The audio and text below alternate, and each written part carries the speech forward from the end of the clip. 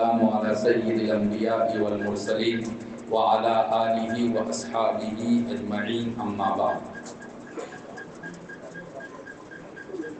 عن أنس بن مالك رضي الله تعالى عنه أنه قال قال رسول الله صلى الله عليه وسلم إن مثل العلماء في الأرض كمثل النجوم في السماء يهتدى بها في ظلمات البر والبحر فإذا انطمست النجوم أوشك أن تزل الهدى أو كما قال عليه الصلاة والسلام. سب سے پہلے میں آج کے پروگرام کے کنوینر اور مجلس تحفظ ختم نبوت کے ترجمان حضرت مولانا الیاس سمر قاسمی صاحب دامت برکاتہم اور ان کے تمام ساتھیوں کا، ساتھ ہی شاہی عیدگاہ کمیٹی کے تمام اراکین اور ضلع واقع کی مشہور جگہ اور مسلم آبادی کا ایک مشہور نام کرما ہاٹ کے تمام بڑوں کا، چھوٹوں کا، نوجوانوں کا شکریہ ادا کرتا ہوں کہ ان حضرات نے آج کے اس پروگرام کو بڑے ہی خوبصورت انداز میں سجایا، آنے والے مہمانوں کے استقبال میں فرش راہ بنے رہے اور مجلس میں شروع سے اخیر تک سبھی حضرات شریک رہے. اور کیوں نہ ہو، آج کی مجلس صرف اور صرف اس آقا صلی اللہ علیہ وسلم کے نام پر سجائی گئی ہے جس آقا کے نام لینے پر بھی اللہ تعالی کم سے کم 10 گناہ کو معاف کرتا ہے اور 10 نیکیاں عطا کرتا ہے اور جنت میں 10 درجات کو بلند بھی کر دیتا ہے. سبھی حضرات انتہائی محبت سے کہیے صلی اللہ علیہ وسلم. باتیں بہت ہو چکی ہے اور پیچھے جو بینر لگا ہوا ہے تفہیم ختم نبوت ورکشاپ، تقریر کا یہ موقع بھی نہیں اور وقت بھی اس کی اجازت نہیں دے رہا ہے. کرنا کیا ہے میرے بھائیوں؟ مجھ سے پہلے میرے عزیز اور میرا برادر خلد مولانا وکیل احمد قاسمی نے ایک جملہ استعمال کیا. واقعتاً حضرات علماء کرام اگر گستاخی ہو رہی ہو تو معافی کے ساتھ، کہ عوام علماء سے جڑے نہیں، علماء عوام سے جڑے، علماء عوام سے جڑے. میں نے ایک حدیث آپ حضرات کے سامنے مسند احمد کی پڑھی ہے. حضرت انس بن مالک رضی اللہ تعالی عنہ ارشاد فرماتے ہیں کہ اللہ کے رسول صلی اللہ علیہ وسلم نے ارشاد فرمایا کہ زمین پر علماء بالکل ایسے ہی ہے جیسے آسمان میں ستارے. علماء کو ستاروں سے تشبیہ دی. کیوں؟ قرآن کریم کو جب ہم دیکھتے ہیں تو پتہ چلتا ہے کہ ستاروں کے بنیادی کم سے کم 3 کام ہے جن کو اللہ تعالیٰ نے قرآن میں بیان کیا ہے. ستارے کا پہلا کام ہے زینا السماء الدنیا بمصابیح. اللہ نے کہا کہ ہم نے آسمانی یہ دنیاوی آسمان، پہلا آسمان، اس کو ستاروں سے مزین کیا اور خوبصورت بنایا۔ دن میں آسمان اتنا خوبصورت نہیں لگتا جتنا رات میں ستارے کے نکلنے کے بعد لگتا ہے۔ آسمان کی خوبصورتی ستاروں سے۔ دوسرا کام اللہ تعالیٰ نے بیان فرمایا ہے وَبِالنَّجْمِ هُمْ يَهْتَدُونَ کہ لوگ ستاروں کی مدد سے اپنی منزل تک پہنچتے ہیں۔ آج اب موبائل کا زمانہ آیا، سب کے پاس راستہ دکھانے کے لیے موبائل کے اندر موجود ہے، لیکن جو حضرات پڑھتے ہیں، لکھتے ہیں اور دنیا کے حالات پر نظر رکھتے ہیں، ان کو پتہ ہے کہ آج بھی کچھ جگہیں ایسی ہے جہاں انٹرنیٹ کام نہیں کرتا ہے۔ سمندروں کا سفر جب کشتی اور جہاز سے ہوتا ہے تو کچھ دور تک تو گوگل یا انٹرنیٹ آپ کا ساتھ دے گا، لیکن سمندر کے بیچ میں جانے کے بعد یہ سب آپ کا ساتھ چھوڑ دے گا۔ پھر کیا ہوگا؟ اب ایسے موقع پر اپنے راستے اور اپنی منزل کے سمت کا اگر پتہ لگانا ہو تو ستاروں کے ذریعہ ہی لگانا پڑے گا۔ بڑے بوڑھے یہاں موجود ہیں، مجھے اچھی طرح یاد ہے ماں دادی کہا کرتی تھی کہ دیکھو یہ سچ بھیا ستارہ ہے، وہ اس سمت میں اگتا ہے۔ اس کا مطلب ہے کہ اگر وہ اس سمت ہے تو میرا دایاں جانب فلاں سمت ہوگا، سامنے والے سمت کو فلاں سمت کہا جائے گا۔ تو ستاروں سے راستہ کا سمت معلوم کیا جاتا ہے۔ تیسرا کام اللہ تعالیٰ نے ستارے کا جو بیان کیا ہے رجوما للشیاطین، قرآن کے اس جملے کا مطلب ہے، حدیث میں آیا ہے کہ اللہ کے رسول صلی اللہ علیہ وسلم کی ولادت سے پہلے تک شیطان آسمان اور آسمان کے پاس تک جاتا تھا اور فرشتوں کی سرگرمیوں کو، ان کی باتوں کو سنتا، ایک بات سن کر اور اپنی جانب سے 100 بات ملا کر لوگوں میں مشہور کرتا تھا کہ آسمان پر فرشتوں کا یہ مشورہ ہوا ہے، یہ بات ہوئی ہے۔ اللہ کے رسول صلی اللہ علیہ وسلم کی ولادت کے بعد یہ سلسلہ بند، یعنی ستاروں کا کام ہے کہ اگر کوئی شیطان آسمان کی طرف جانا چاہے، شہاب ثاقب قرآن میں بھی آیا ہے، وہ ستارہ اس شیطان پر گرتا ہے اور اس کی کھوپڑی کو ختم کر دیتا ہے۔ حضرات علماء کرام، قرآن کریم میں اللہ نے ستاروں کے 3 بنیادی کام کو بیان کیا۔ نبی کریم صلی اللہ علیہ وسلم نے علماء کو ستاروں سے تشبیہ دے کر یہ واضح کیا کہ علماء کے کم سے کم بنیادی طور پر یہ 3 کام ہیں۔ نمبر 1، ستاروں سے آسمان کی خوبصورتی پیدا ہوتی ہے۔ حضرات علماء کرام، آپ جس سماج میں رہتے ہیں، آپ جس سوسائٹی میں رہتے ہیں، جس گاؤں میں رہتے ہیں، آپ اپنے اخلاق کو، اپنے کیریکٹر کو، اپنے کردار کو، اپنے گفتار کو اتنا اچھا کر لیجئے کہ ہر کوئی آپ کو دیکھنے کے لیے، آپ کی زیارت کرنے کے لیے، آپ کی باتوں سے استفادہ کرنے کے لیے بے قرار رہے۔ یہ کب ہوگا؟ جب ہمارے اور آپ کے اخلاق اچھے ہوں گے۔ پتہ یہ چلا کہ ایک بچہ مدرسے میں پڑھتا ہے، ایک عالم ماشاءاللہ کہیں نہ کہیں برسر روزگار ہے، لیکن یہاں آنے کے بعد 10 نوجوان جس کے سر کے بال صحیح نہیں، چہرے پر داڑھی نہیں، نماز روزے سے کوئی مطلب نہیں، وہ بھی بیٹ اور بال لے کر فیلڈ میں جا کر اگر کرکٹ میچ کھیل رہا ہے تو مجھ جیسا عالم بھی نمازوں کو قضا کر کے اور ان نوجوانوں کے ساتھ کھیل میں مشغول ہے۔ یہ سماج اب بے وقوف نہیں ہے، یہ سماج اب جاہل اور ان پڑھ نہیں ہے۔ دنیا مٹھی میں آ چکی ہے، کبھی بھی آپ کی قدر نہیں کریں گے یہ لوگ، اور کبھی بھی آپ کو اپنے سر کا تاج نہیں بنائیں گے۔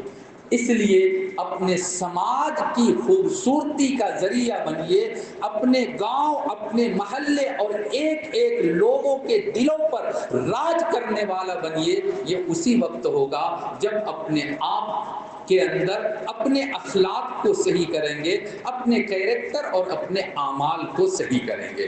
میں بہت اختصار کے ساتھ آگے بڑھنا چاہتا ہوں۔ نمبر 2، ستارے کا دوسرا کام ہے کہ ستاروں سے منزل کا پتہ لگتا ہے۔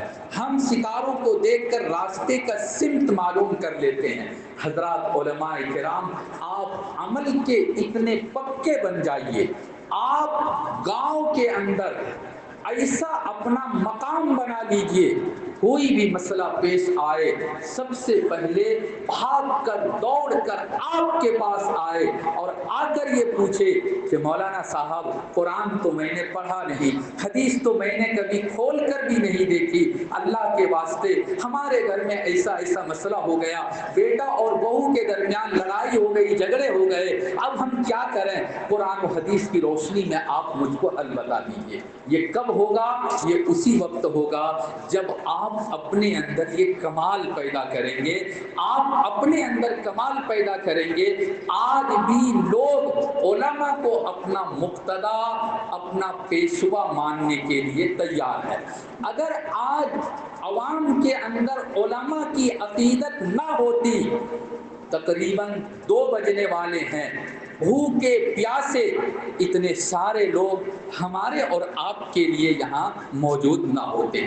آج بھی عوام پیاسی ہے، اگر کمی ہے تو اس بات کی کہ ہم نے یہ سمجھ لیا کہ ہم کنواں ہیں، پیاسا ہمارے پاس آئے گا، نہیں، ہم کنواں نہیں ہیں، بلکہ ہم ایسا پانی ہے کہ پیاسا جہاں ہوگا ہم خود وہاں پہنچیں گے اور اپنے آپ کو پیش کر کے اور اس کی پیاس بجھانے کی کوشش کریں گے۔ یہ ذمہ داری کا احساس ہمارے اندر ہونا چاہیے۔ تیسری بات اور تیسرا کام ستارے کا جو بنیادی کام ہے، رجوما للشیاطین۔ آج کے موضوع کے حساب سے خاص طور پر یہ تیسرا کام، شیطان کی طرف سے جتنے بھی فتنے آتے ہیں، باطل کے طرف سے جتنے بھی فتنے آتے ہیں، حضرات علماء کرام، آپ اس کے لیے کوڑا بن جائیے، آپ اس کے لیے شہاب ثاقب بن جائیے۔ کیا مجال کہ ہم جس محلے کے امام ہیں اس محلے میں کوئی باطل آ کر اپنا پیر پسارے گا، ہمارے مقتدیوں میں سے کسی کو کوئی آئے اور وہ گمراہ کر دے اور مقتدی ان کی بات ماننے سے پہلے مجھ سے مشورہ بھی نہ لے، اگر ہمارے اندر یہ خوبی نہیں آ سکی، معاف کیجیے گا، اس کا مطلب ہے کہ ہم نے اس امامت کا لحاظ نہیں کیا جو امامت اللہ کے رسول صلی اللہ علیہ وسلم کیا کرتے تھے۔ آپ صلی اللہ علیہ وسلم تو دیکھتے تھے کہ کون نماز میں آیا کون نہیں آیا، اگر نہیں آیا تو کیوں نہیں آیا خبر لیا کرتے تھے، لوگوں کے سامنے بیان کیا کرتے تھے نام لیے بغیر، ما بال الناس، لوگوں کو کیا ہو گیا کہ لوگ ایسا کام کرتے ہیں ویسا کام کرتے ہیں۔ اس کا مطلب ہے کہ اللہ کے رسول صلی اللہ علیہ وسلم کو اپنے ہر مقتدی کی پوری خبر رہتی تھی۔ ہمارے سماج میں کون سا فتنہ آیا، یہ گوہر شاہی اور غامدیت اور یہ اور وہ، جانے دیجئے وہ بچیاں اور وہ نوجوان بچے جو اپنے ماں باپ کے لیے درد سر بنے ہوئے ہیں، ماں بھی پریشان باپ بھی پریشان، ان نوجوان بچوں اور بچیوں کو صحیح راستہ کون دکھائے گا؟ جو بچے اسکول جاتے ہیں، آج کل اسلامک اسکول میں بھی کیا ہوتا ہے، میں ایک مثال آپ لوگوں کو بتاؤں۔ الحمدللہ میں جہاں ہوں، حضرت مولانا بدر الدین اجمل صاحب، ان کا جو ادارہ ہے، کم سے کم 15 سے 20 ہزار، یہ میں کم کہہ رہا ہوں، زیادہ نہیں کہہ رہا ہوں، کم کہہ رہا ہوں، لڑکے اور لڑکیاں ان کے اسکول کالج میں پڑھتے ہیں۔ ایک بچی نے ایک مرتبہ بتلایا، ایک بچی نے کہ اپنے ایک مولانا ٹائپ کے استاد تھے، ان سے کہا کہ سر میرا فلاں سر ہے، وہ مجھ سے یہ کہہ رہا تھا کہ نماز تو اللہ تعالیٰ نے آپ صلی اللہ علیہ وسلم کو معراج کے موقع پر عطا کیا تھا، اور نماز یہ ایک گفٹ ہے، ایک ہدیہ ہے، ایک تحفہ ہے، اور گفٹ چاہیں تو ہم لیں چاہیں تو نہ لیں۔ کتنی بڑی بات ہے، سنیے گا، نماز ایک گفٹ ہے اللہ کا، اور گفٹ اگر کوئی دے رہا ہے چاہے تو ہم اس کو قبول کریں چاہے تو ہم اس کو قبول نہ کریں، اس لیے نعوذ باللہ نماز پڑھنا کوئی ضروری نہیں ہے۔ یہ کیا ہے؟ یہ فکری ارتداد ہے جو آج اسلامک اسکول کے نام پر ادارے چل رہے ہیں، وہاں بھی اس طرح کا کام ہو رہا ہے۔ ہمارے دوستوں نے بتلایا کہ ہم بالکل خواب غفلت میں رہتے ہیں، ہو سکتا ہے کہ ہمارے پیچھے نماز پڑھنے والا کوئی مقتدی آج کل سب کے ہاتھ میں موبائل ہے، اور موبائل میں نیٹ کے ذریعے سن کر ادھر ادھر دیکھ کر اور وہ کسی نہ کسی فتنے کا شکار ہو گیا ہو۔ اس لیے ان سب کی خبر رکھنا رجوما للشیاطین، شیطانوں کے لیے، فکری ارتداد کے لیے، الحاد بے دینی کے لیے، اور جتنے فتنے آ رہے ہیں تمام فتنوں کے لیے شہاب ثاقب بننا، کوڑا بننا، اور اپنے محلے سے، گاؤں سماج سے دھتکار کر باہر نکال کر پھینکنا، یہ سب کے سب حضرات علماء کرام کی ذمہ داری ہے۔ اس لیے ہم علماء کرام اس ذمہ داری کا احساس کریں اور اپنی ذمہ داری کو انجام دینے کی پوری کوشش کریں۔ نبی کے وارث ہے، کس چیز میں وارث ہے؟ صاف طور پہ حدیث میں آیا کہ ان الانبیاء لم یورثوا دینارا ولا درہما، نبی نے ایک ٹاکا کسی کے لیے نہیں چھوڑا تھا، نبی نے کسی کے لیے چاندی یا سونا کا ایک رتی چھوڑ کر یہاں سے وہ نہیں گئے، بلکہ انما ورثوا العلم، انما ورثوا العلم، ان کو تو وارث بنایا گیا ہے علم کا۔ آپ علم کے وارث ہے، نبی کی فکر کے وارث ہے، اور نبی کا جو کام تھا یہ ہم اور آپ اگر ادا کرتے ہیں تو واقعتاً ورثۃ الانبیاء ہونے پر ہم کو فخر ہے اور ہونا بھی چاہیے۔ اور اگر خدا نہ خواستہ ہم نبیوں والا کام نہیں کرتے ہیں، باپ اگر ایسا ہو کہ بیٹا اس کی نافرمانی کرے تو باپ اپنے بیٹے کو اپنی میراث سے محروم کر سکتا ہے، کر دیتا ہے۔ آگ کا مسئلہ باضابطہ فقہ کی کتابوں میں موجود ہے۔ اخیر میں ایک واقعہ آپ حضرات کو اس سلسلے میں کہ ختم نبوت کا یہ جو کام ہے، تحفظ ختم نبوت، یہ صرف علماء کا نہیں عوام کا بھی ہے، اور اگر آپ حضرات بھی اس کام سے جڑ جاتے ہیں، جڑے ہوئے ہیں ہی، جڑ جاتے ہیں، جیسے کہ آج یہ سب کو فارم دیا گیا، نام کے واسطے بھی اگر جڑ جاتے ہیں تو کتنا فائدہ ہوگا، سنیے 2 منٹ 3 منٹ میں وہ واقعہ سنا دوں۔ فتنوں کی سرکوبی کرنے والے علماء میں ایک بہت ہی مشہور نام ہے، حضرت مولانا امین صفدر اکاڑوی رحمۃ اللہ علیہ، پاکستان کے تھے، بہت ساری کتابیں ہیں ان کی۔ انہوں نے لکھا ہے، بیان کیا ہے کہ ایک مرتبہ ان کے پاس ایک انجان گاؤں دیہات سے خط آیا کہ حضرت ہمارے یہاں سیرت کا جلسہ بہت دنوں سے نہیں ہوا ہے، ہم اپنے گاؤں میں سیرت کا جلسہ کرانا چاہتے ہیں، فلاں تاریخ آپ تشریف لائیے گا اور ہم سب آپ کے استقبال کے لیے رہیں گے، اسٹیج تیار رہے گا۔ حضرت نے ہاں بھر دی، وعدہ کر لیا، بالکل وقت متعینہ پر پہنچے حضرت۔ جیسے ہی گاؤں کے قریب پہنچے، گاؤں والے سب نکل کر باہر آ گئے تھے، نوجوان طبقہ خاص طور پہ۔ حضرت نے یہ سمجھا کہ شاید سب ہمارے استقبال میں آئے ہیں۔ جب وہ لوگ باہر آئے تو انہوں نے آ کر حضرت سے منت کی، سماجت کی کہ حضرت اللہ کے واسطے آپ لوٹ کر چلے جائیں، آپ کا جو خرچ ہوا وہ ہم سے لے لیں، اور ہمارے گاؤں میں سیرت کا جلسہ نہیں ہوگا۔ کیوں نہیں ہوگا؟ کہ اس لیے نہیں ہوگا کہ ہمارے گاؤں میں 90% یہ قادیانی لوگ ہیں جو اللہ کے رسول صلی اللہ علیہ وسلم کو آخری نبی نہیں مانتے ہیں۔ قادیانی ہیں، اور ان سب نے ہم لوگوں کو دھمکی دی کہ اگر تم نے اس گاؤں میں سیرت کا جلسہ کرایا تو بعد میں خیر نہیں، اس کے ساتھ کیا ہوگا؟ خیر نہیں۔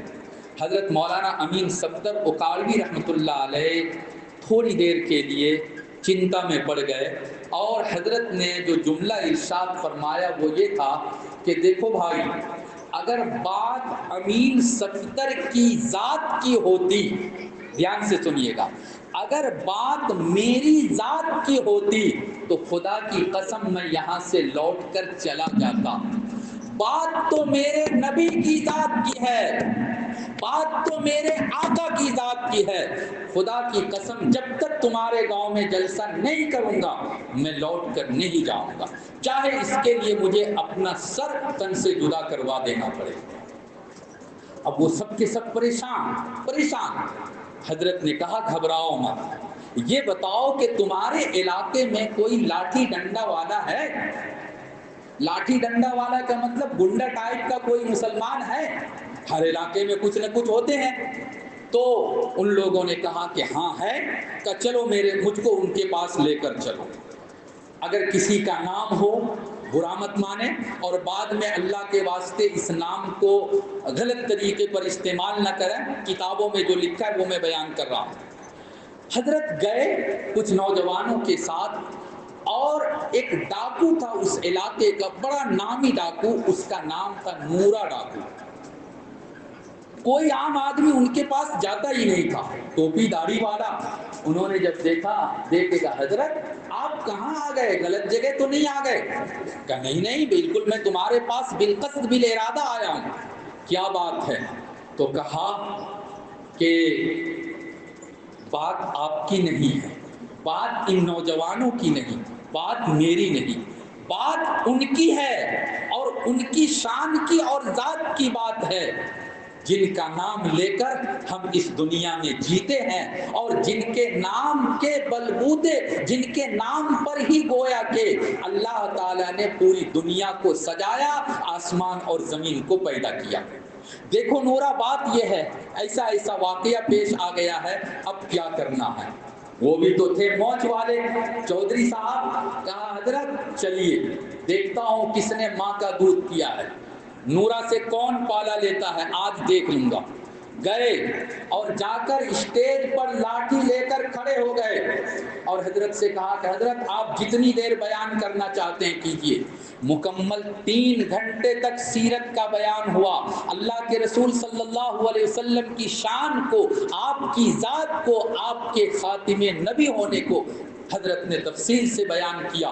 جب جلسہ ختم، لوگ گھر جانے لگے، نورا ڈاکو نے مائک ہاتھ میں لیا اور کہا دیکھو جلسہ ختم ہو چکا ہے، حضرت اپنا گھر چلے جائیں گے، میں بھی اپنا گھر چلا جاؤں گا، اس گاؤں کے نوجوان اسی گاؤں میں رہیں گے، لیکن سن لو اگر اس گاؤں کے مسلمانوں پر کسی نے انگلی اٹھا دی، کسی نے کوئی لفظ نکال دیا، تو پھر اس کا ٹکراؤ اور اس کا ڈائریکٹ مقابلہ نورا سے ہوگا، نورا سے وہ بچ نہیں سکتا۔ بات ہوئی، آئی گئی، ختم۔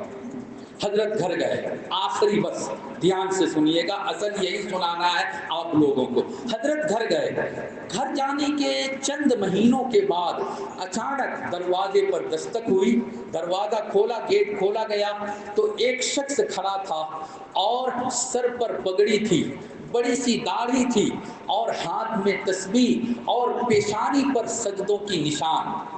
حضرت نے جب دیکھا تو کہا کہ بھائی تم کون ہو؟ میں نے تم کو پہچانا نہیں، تم کون ہو؟ کہا حضرت اتنی جلدی آپ مجھ کو بھول گئے، میں وہی نورا ڈاکو ہوں، میں وہی نورا ڈاکو ہوں، میرے بھائیوں قربان جائیے۔